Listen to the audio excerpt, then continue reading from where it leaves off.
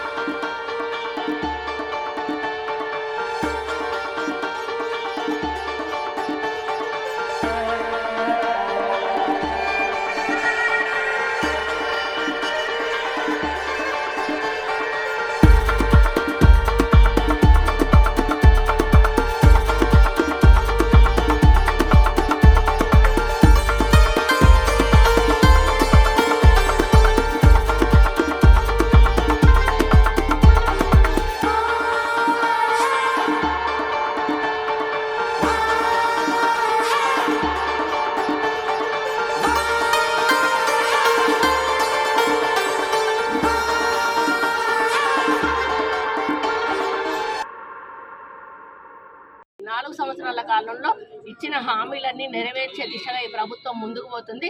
మీరు మాట్లాడాలి చెప్పిన ఎప్పుడంటే మళ్ళీ ఎలక్షన్ల సమయంలో మీరు ప్రచారం చేసినప్పుడు మాట్లాడండి. ఈ మధ్య 5 సంవత్సరాలు కూడా మీకు మాట్లాడే నైతిక హక్కు లేదు. ఎందుకంటే మాకు 5 ఏళ్ళు మ్యాండేటరీ ఇచ్చారు. ప్రజలు ప్రభుత్వాన్ని ఏలమని, ప్రజలకు సంక్షేమం చేయమని, వాళ్ళని అభివృద్ధి చేయమని. మీరు 5 ఏళ్ల తర్వాత ప్రజలకు తెలుస్తుంది, వాళ్ళే నిర్ణయిస్తారు. అప్పుడు చెప్పండి మీరేం చేసినారు, మేమేం చేయలేదని.